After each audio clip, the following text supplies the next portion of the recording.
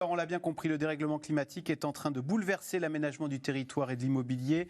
L'ancien basketteur star Tony Parker a pourtant récemment déboursé près de 100 millions d'euros pour ouvrir dans quelques années un complexe hôtelier de 900 lits à Villard-de-Lans. C'est une station de ski de moyenne altitude, un projet jugé démesuré par une partie des habitants qui ne comprennent pas un tel investissement dans un lieu régulièrement confronté au manque de neige. Sujet de Constance Meyer, Alexandre Muffon et Erwan Ilion. Au creux des montagnes, dans le massif du Vercors, un nom résonne depuis quelques années, celui de Tony Parker. La star du basket, tombé amoureux de la station de Villard-Corançon, a décidé de la racheter en 2019.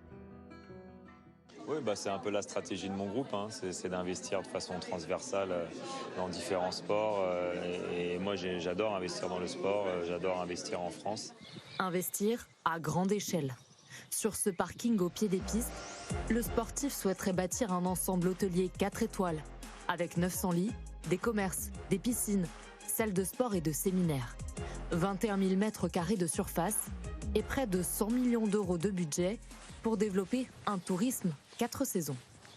Il faut que l'on puisse offrir une offre pour des clients qui viendraient sur de plus longues périodes, que ce soit des séjours ou en tout cas tout au long de l'année, parce que l'enjeu c'est ça en fait, c'est de sortir de cette climato-dépendance et de pouvoir offrir des activités, une offre d'accueil 10 mois par an.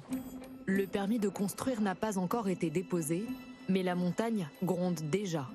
À quelques mètres du parking s'élèvent les vestiges d'un complexe hôtelier construit dans les années 70 qui a viré au fiasco.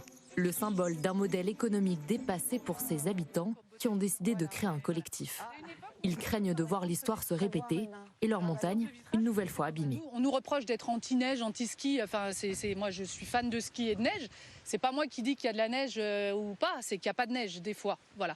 Donc il y en aura de moins en moins. Moi, je suis passionnée par la brume et la pluie, mais je pense que les gens qui prendraient un appartement dans un projet tel quel, ils veulent pouvoir mettre les skis aux pieds. Regardez autour de nous, on a des crêtes, on a des montagnes, on a des pentes, on a des arbres, on a plein de choses. Et nous, là, ils nous proposent un mur d'escalade connecté et un pôle indoor. Bon, j'ai rien contre le sport indoor, mais laissons-le aux villes, laissons-le aux coins qui ne peuvent pas faire autre chose. Quant aux promesses d'emploi, ils n'y croient pas. Tout est fait pour de la consommation all-inclusive. Les clients vont rester dans cette structure. Ils n'iront plus au bar, ils n'iront plus au restaurant, ils ne consommeront plus dans les magasins qui sont juste à côté. Donc quand on nous dit qu'il va y avoir une centaine de créations de postes d'emploi, des emplois saisonniers, précaires, souvent pas très bien payés, ça nous fait un petit peu rigoler. On va perdre combien d'emplois derrière sur les commerces qui sont juste derrière? Combien on va perdre d'emplois? Aux yeux du collectif, l'avenir de la station ne passe pas par le développement du tourisme de masse, mais par des projets hôteliers à taille humaine et plus écologiques. Combien il y en a ce midi? 23, je crois. 23. Il y en a des sans gluten, des sans lactose, il y en a... C'est la vision que porte Loïs Habert, le président du collectif qui a ouvert cet hôtel il y a 5 ans, avec l'idée de favoriser un tourisme responsable. Il y a toute la partie énergie où on produit autant d'énergie qu'on en consomme en électricité.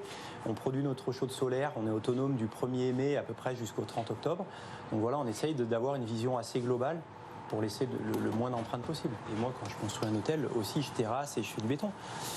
Mais c'est encore une fois une question de taille, si vous voulez. Un domaine d'alpin, ça a une portée qui est monstrueuse et il faut vraiment se questionner là-dessus parce que ça va nous handicaper pour la suite. Dans la commune de 4200 habitants, le projet Parker divise. 2 visions de la montagne s'affrontent et au milieu, un maire qui craint de se retrouver au pied du mur si l'idée du complexe est abandonnée et que le basketteur met fin au contrat qui le lie à la station. Si M. Parker part en 2026, la commune va lui devoir 7 à 8 millions d'euros, somme que la commune aura bien du mal à trouver. Donc, sachant aussi qu'une fois qu'on a payé ces indemnités-là, eh bien, il y a tous les investissements nécessaires, indispensables à l'activité économique à réaliser. Ce que la commune n'a très clairement pas les moyens de faire. Donc, on a besoin d'un investisseur, quel qu'il soit. À mesure que le filon de l'or blanc se tarit, les stations de montagne se retrouvent face à un modèle à repenser pour définir leur avenir. Alors, Frédéric Danhet, votre regard sur ce complexe hôtelier de 900 lits en station de moyenne altitude? On a l'impression que, je sais pas, il a pris une fusée, Tony Parker, il a voyagé à la vitesse de la lumière, il est revenu sur Terre, il s'est passé 3 jours pour lui, mais 50 ans sur Terre. C'est-à-dire que c'est anachronique ? Ben oui, c'est un projet qui était très bien dans les années 70 et aujourd'hui il veut refaire exactement la même chose, mais la société manifestement n'en veut plus. Elle n'en veut plus parce que, ça a été dit dans le sujet, on va changer le paysage, on va changer l'eau, on va changer tout pour 3-4 mois par an pour une clientèle qui finalement dépensera pas. En fait, c'est le même modèle qu'il y a dans les Antilles, qu'il y a dans les zones tropicales. On amène quelque chose qui profite finalement tellement peu aux gens que même les gens finissent par être chassés parce que ça fait de toute façon augmenter le prix du foncier. Donc c'est devenu plus du tout acceptable par la plupart des gens.